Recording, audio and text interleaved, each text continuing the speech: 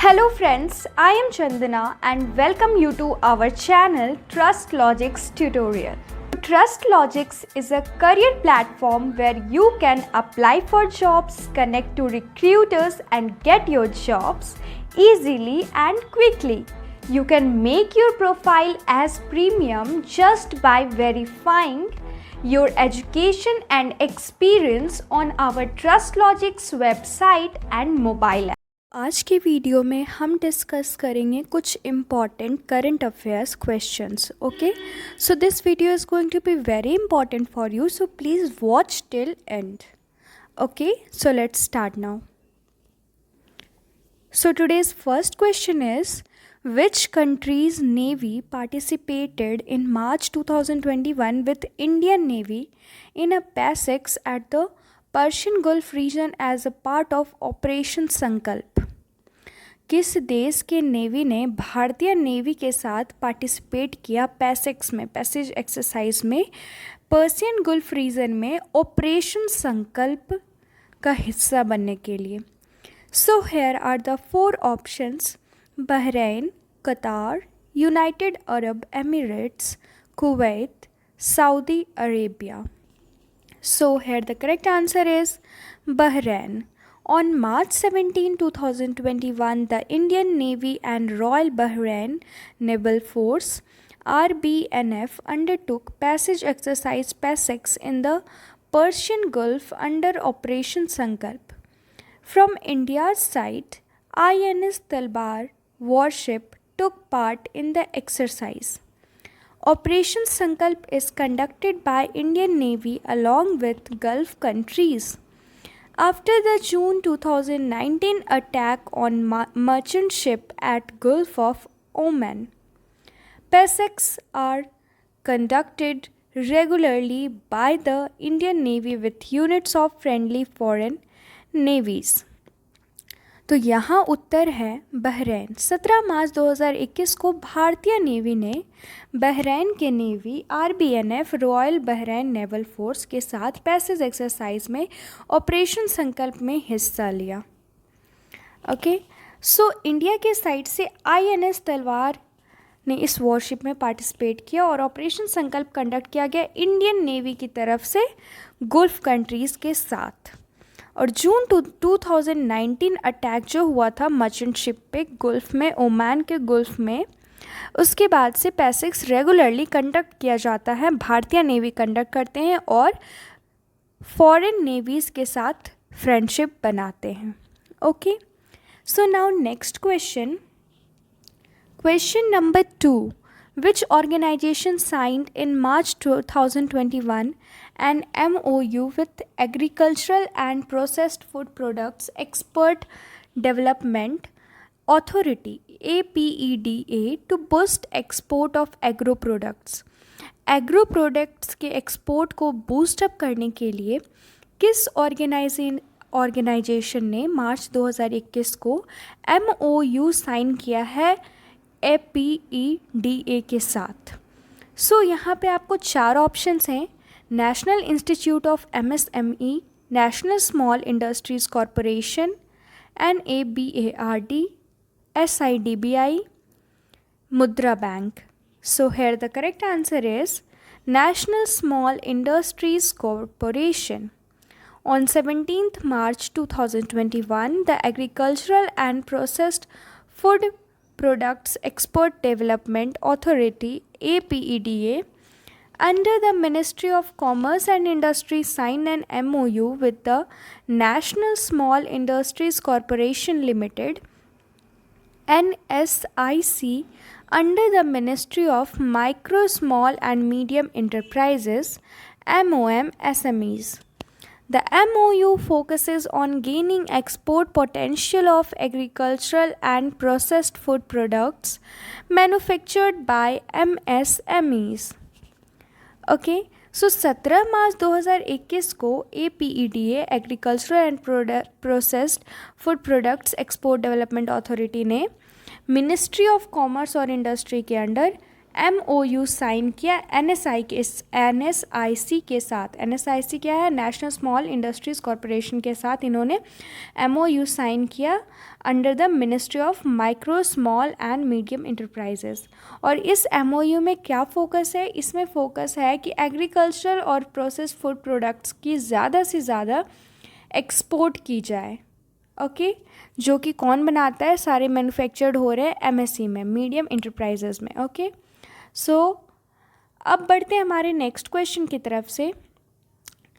Question number 3, which countries foreign minister visited in March 2021 in India where it was decided to establish a joint ministerial commission at the level of foreign ministers. So here the options are Bahrain, Qatar, United Arab Emirates, Kuwait, Saudi Arabia. So here यहाँ पे आपको पूछा जा रहा है कि किस देश के फॉरेन मिनिस्टर ने इंडिया विज़िट किया मार्च 2021 में। एक joint ministerial commission foreign ministers का फॉर्म करने के लिए, इस्टेब्लिश करने के लिए उन्होंने इंडिया विज़िट किया। So here are the correct answer is Kuwait. Kuwait's Foreign Minister Ahmed Nasser Al Mohammed Al Sabah paid a 2-day visit to India from March 17 to 18, 2021. During the meeting with External Affairs Minister, the countries released a joint statement on the establishment of a joint ministerial commission at the level of foreign ministers. JCM will be co-chaired by the Ministers of Foreign Affairs of Kuwait and India. Kuwait was the 10th largest oil supplier to India. So Kuwait के foreign ministry विदेश मंत्री ने, जिनका नाम है अहमद नस्सर अल मोहम्मद अल सबा, इन्होंने 2 दिन India visit किया, 2 दिन इंडिया का विज़िट किया 17 और 18 मार्च को। और इस मीटिंग के दौरान इन्होंने बताया कि ये इस्टेब्लिश करना चाहते हैं joint ministerial commission foreign minister के लेवल पे। ओके, और ये जो JCM है ये को चेयर कौन करेंगे? Minister of foreign affairs Kuwait और इंडिया के, वो इसे को चेयर करने वाले हैं। और कुवैत जो है ये पूरी दुनिया में, पूरी इंडिया में Kuwait 10th largest oil supplier है। Okay, so now next question, question number 4, name the initiative that was launched in March 2021 jointly by India and US during the Indo US science and technology forum IUSSTF. IUSSTF Indo US science and technology forum में के दौरान ऐसी कौन सी initiative को launch किया गया था जो कि इंडिया और US ने साथ में मिलकर लॉन्च किया था? So here are the options, India US cyber security IUSCS, US India internet of things forum USIIoT, US India artificial intelligence USIAI, India US Information Analysis System IUSIAS, US India Blockchain Forum USIBF. So here the correct answer is US India Artificial Intelligence USIAI. On March 17, 2021, India and United States US has launched the Indo-US Science Technology Forums US. India Artificial Intelligence USIAI initiative during the launch ceremony organized by Indo-US Science and Technology Forum. It will serve as a platform to discuss opportunities, challenges, and barriers for bilateral artificial intelligence research and development collaborations. सो 17 मार्च 2021 को भारत और United state ने मिलकर इंडो-US science technology launch किया। Okay, US में, कहाँ पे? US में। और आर्टिफिशियल इंटेलिजेंस का इनिशिएटिव जो है ये इंडिया आर्टिफिशियल इंटेलिजेंस, ये इनिशिएटिव कब लिया गया? ये लिया गया during the launch ceremony organised by the Indo US ने जब लॉन्च सेरेमनी ऑर्गेनाइज किया था तब इसे लॉन्च किया गया था। ओके, और फिर साइंस और टेक्नोलॉजी फोरम भी थे। ओके, तो इससे क्या होगा? इस प्लेटफॉर्म को क्यों किया जा रहा है इंट्रोड्यूस? तो इससे आप आर्टिफिशियल इंटेलिजेंस रिसर्च और डेवलपमेंट के लिए बहुत सारे अच्छे अच्छे अपॉर्चुनिटीज़ डिस्कस कर सकते हो, चैलेंजेस देख सकते हो, सीख सकते हो, और साथ ही साथ बैरियर्स भी सीख सकते हो. Okay, so now next question, question number 5. Which organization recently in March 2021 signed a statement of intent solve with Atal Innovation Mission to empower school students with cloud computing skills? So कौन सा organisation है जिसने हाल में ही एक statement sign किया है अटल innovation mission के साथ? ओके, एक स्टेटमेंट साइन किया है इसके साथ. ओके, क्यों किया है? For empowering school students with cloud computing skill, ताकि स्कूल स्टूडेंट्स को क्लाउड कंप्यूटिंग के स्किल सिखा सके. So here are the 4 options: Microsoft, Google, digital ocean, Cloudflare, Amazon Web Services. So here the correct answer is Amazon Web Services. On March 18, 2021, a statement of intent solve was signed between the Atal Innovation Mission AIM, Niti Aayog and Amazon Internet Services Private Limited, a local legal Indian entity of Amazon Web Services. This is aimed at empowering school students with cloud computing skills and enabling entrepreneurs to build innovative education technology solution through AWS EdStart and AWS Educate. Okay, so 18 मार्च 2021 को intent solve के बीच का जो था mission, उसको एक statement दिया गया था. ओके, और ये मिशन क्या था? अटल innovation mission, NITI Aayog and Amazon internet services provided limited. Okay, private limited. Okay, so ये AWS की एक लोकल लीगल इंडियन एंटिटी है, और इसका काम क्या है कि स्कूल स्टूडेंट्स को हम क्लाउड कंप्यूटिंग सिखा सके और उन्हें उनका खुद का बिजनेस स्टार्टअप स्टार्ट करना अगर वो चाहे तो वो उन्हें इस चीज़ में बहुत हेल्प मिले, और ये AWS EdStart और AWS Educate की तरफ से कर रहे हैं. Okay, question number 6. Which organisation launched Sahi Disha campaign that highlights the issue face towards job accessibility by Indian rural women? So किस ऑर्गेनाइजेशन ने सही दिशा कैंपेन लॉन्च किया है, जिस कैंपेन का एम क्या है कि जितने भी जॉबलेस वुमेन हैं, जो भारतीय वुमेन, उन्हें जो प्रॉब्लम फेस करनी पड़ती है जॉब लेने में, उस वजह से ये ऑर्गेनाइजेशन ने सही दिशा कैंपेन लॉन्च किया है. तो वो कौन सा ऑर्गेनाइजेशन है जिसने ये लॉन्च किया है? So here are the 4 options: UNDP, UN Women, ministry of women and child development and Bharatiya Mahila bank, International Labour Organization. So here the correct answer is UNDP. The United Nations Development Programme launched Sahi Disha campaign to celebrate the livelihood and entrepreneurship of women in rural India. The campaign aims to highlight the issues that affect the rural women's opportunity to access jobs, livelihoods, and to establish enterprises to become self-reliant. Disha initiative is a 5-year partnership between UNDP and IKEA Foundation aimed at helping 1 million underprivileged women in India to learn marketable skills. Okay, so UNDP, United nation development program ने एक campaign launch किया, सही Disha campaign, जो कि लोगों के रहने ठहरने का तरीका और जो भी उन्हें जॉब मिलता है उसको ठीक करने के लिए, वुमेन को ठीक करने के लिए ये वाला चलाया गया है. रूरल एरियाज़ में ये कैंपेन चलाया गया. The campaign aims to highlight the issue and affect the rural women's opportunity to access job. तो इसको क्यों किया गया? इस कैंपेन का मेन एम है कि जिस भी प्रॉब्लम की वजह से वुमेन जॉब नहीं ले पाती हैं, उन्हें हाईलाइट करना, उन्हें ठीक करना, उन्हें एक अच्छी लाइफ देना. ओके, ये एक 5 साल का पार्टनरशिप है किसके बीच में? UNDP और IKEA फाउंडेशन के बीच में, जो कि अपने इस प्रोजेक्ट के तहत 1 अरब जो भी अंडर प्रिविलेज्ड वुमेन है भारत में, उन्हें मार्केटेबल स्किल्स सिखाना चाहती है. Okay, So now next question number 7. What India's position among the top 10 nation in market capitalization as per Bloomberg report released in March 2021? So India की पोजीशन क्या थी जब टॉप 10 नेशन में से इंडिया में मार्केट कैपिटलाइजेशन में India का position था टॉप 10 नेशन में? ब्लूमबर्ग रिपोर्ट के अकॉर्डिंग मार्च 2021 में भारत का पोजीशन था टॉप 10 में मार्केट कैपिटलाइजेशन में. Okay, so the correct answer is 8th.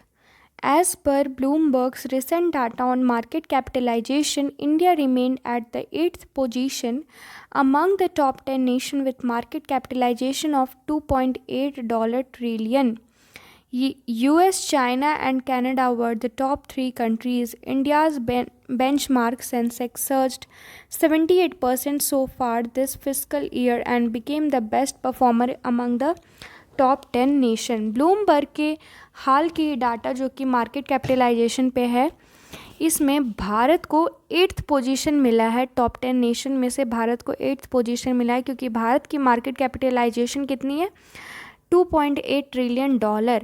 और भारत और सबसे टॉप 3 कंट्रीज़ कौन है इस रिपोर्ट में? इसमें टॉप 3 कंट्रीज़ हैं US, चाइना और कनाडा. ओके, सो भारत का जो सेंसेक्स है वो 78% पिछले साल से ज़्यादा बढ़ गया और भारत बेस्ट परफॉर्मर बन गया है और वो टॉप 10 नेशन में आ चुका है 8th पोजीशन पे. Okay, so now next question number 8. Who was appointed as the director general of national security guard in March 2021? March 2021 में डायरेक्टर जनरल कौन बने नेशनल सिक्योरिटी गार्ड के? Okay, so here are the 4 options: M.A. Ganapathy, Krishna Swamy Natarajan, Kuldeep Singh, A.P. Maheshwari, Surjit Singh Deswal. So here the correct answer is M.A. Ganapathy. On 16th March 2021, the Appointments Committee of the Cabinet approved the appointment of M.A. Ganapathy, 1986 batch IPS officer, as the Director General of National Security Guard. He serves as the DG of the Bureau of Civil Aviation Security (BCAS). He will be serving as DG of NSG till February 2024. Okay, 16 मार्च 2021 को appointment committee ने cabinet के साथ appointment रखी M.A. गनापथी की, जो कि IPS officer से बन गया director general DG of national security guard. Okay, और इन्होंने ये DG का जो है अपना रोल बहुत अच्छे से निभाया BCS के तहत और इन्हें DG और NSG भी मिलेंगे फरवरी 2024 तक. Okay, so now next question number 9. Samia Suluhu Hassan was recently elected to become the first woman president of. Samia Suluhu Hassan first women president बनने जा रही है किस देश की? So here are the 4 options: Tanzania, Estonia, Moldova, Lithuania, Kosovo. So here the correct answer is Tanzania. On March 19, 2021, Samla Suluhu Hassan was sworn in the Tanzania's first woman president by succeeding John Magufuli at the State House in Dar es Salaam, which is country's largest city. She is second female president in East Africa. So 19 मार्च 2021 को Subbu Hasan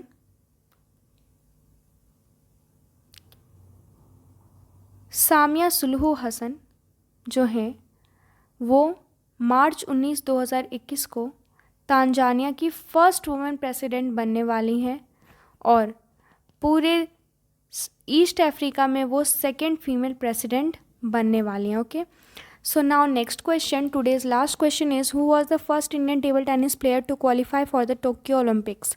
Tokyo Olympics को qualify करने वाले सबसे पहले Indian table tennis player कौन है?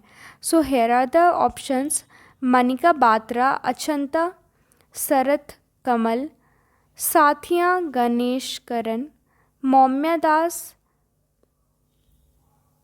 and Anthony Amalraj. Okay, so now here the correct answer is Achanta Sarath Kamal. Achanta Sarath Kamal, an Indian table tennis player, win over Mohammad Ramiz, Pakistan in the Asian Olympic qualification tournament held in Doha, Qatar, and became the first Indian paddler to qualify for the Tokyo Olympic Games. He marks the fourth appearance of Kamal at the Olympic Game. He was honored with Padma Shri in 2019. Okay. सो कौन से वो player हैं जो सबसे पहले, table tennis के वो कौन से प्लेयर हैं जो सबसे पहले ओलंपिक्स में क्वालिफाई कर गए थे?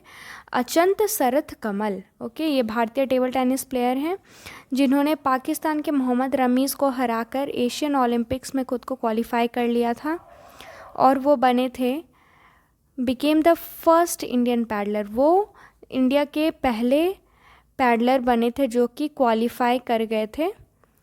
Okay, so now this marks the fourth appearance of Kamal at Olympic Games. Okay, so ये fourth appearance दिखाता है और इन्हें बहुत सारा गिफ्ट भी दिया गया उस दिन.